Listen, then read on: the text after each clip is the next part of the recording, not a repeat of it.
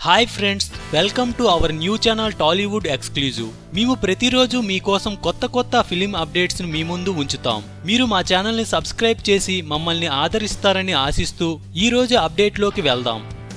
ప్రతి హీరోకు ఒక స్టైల్ ఉంటుంది, ప్రతి దర్శకుడికి ఒక స్టైల్ ఉంటుంది. ఒక హీరో స్టైల్ ఒక దర్శకుడి స్టైల్ దగ్గరగా ఉన్నప్పుడు ఆ ఇద్దరు కలిసి సినిమా చేస్తారు. అయితే ఇద్దరి శైలి భిన్నమైనప్పుడు, ఇద్దరికి మ్యాచ్ కాదేమో అనిపించినప్పుడు ఆ కాంబినేషన్ లో సినిమా వస్తే అందరూ ఆశ్చర్యపోతారు. ఇప్పుడు తెర మీదకు వచ్చిన పూరి జగన్నాథ్, నందమూరి బాలకృష్ణ కాంబినేషన్ అలాంటిదే అని చెప్పవచ్చు. తన శైలికి పూర్తి భిన్నమైన క్రిష్ దర్శకత్వంలో గౌతమిపుత్ర శాతకర్ణి చేసి ఆశ్చర్యపరిచిన బాలయ్య ఇప్పుడు 101వ సినిమా కోసం పూరితో జతకట్టడం ద్వారా ఇంకా పెద్ద షాకే ఇచ్చాడు. క్రిష్ బాలయ్యతో చారిత్రక నేపథ్యంలో సినిమా తీశాడు కాబట్టి ఓకే, కానీ పూరి తీసే సినిమాల కోణంలో చూస్తే మాత్రం ఆయనతో బాలయ్య పనిచేయడం ఊహకందని విషయం. పూరి దర్శకత్వంలో బాలయ్య నటిస్తాడన్న వార్త 2-3 వారాల నుంచి ప్రచారంలో ఉంది. అయితే ఇది జస్ట్ రూమర్ అనే అనుకున్నారు చాలా మంది, కానీ ఇప్పుడు అదే వాస్తవమని తేలింది. పూరినే స్వయంగా ప్రకటన చేశాడు కాబట్టి ఈ కాంబినేషన్ లో సినిమా ఉందని నమ్మాల్సిందే. మరి ఇంతకీ బాలయ్యతో పూరి ఎలాంటి సినిమా తీస్తాడన్నది అందరిలోనూ ఆసక్తి రేకెత్తిస్తున్న ప్రశ్న.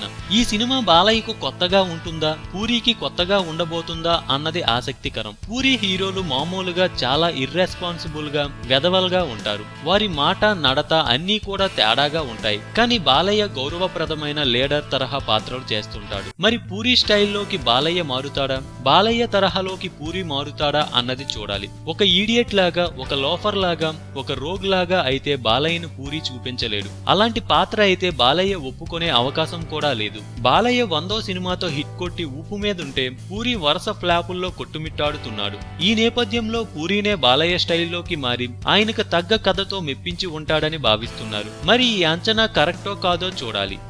ఇది సంగతి. ఇలాంటి మరెన్నో మూవీ అప్డేట్స్ అండ్ రివ్యూస్ కోసం మా ఛానల్ ని సబ్స్క్రైబ్ చేయండి. ఈ వీడియో నచ్చినట్లయితే లైక్ చేయండి, షేర్ చేయండి. మీరు ఏమైనా చెప్పాలనుకుంటే కామెంట్ ని పోస్ట్ చేయండి.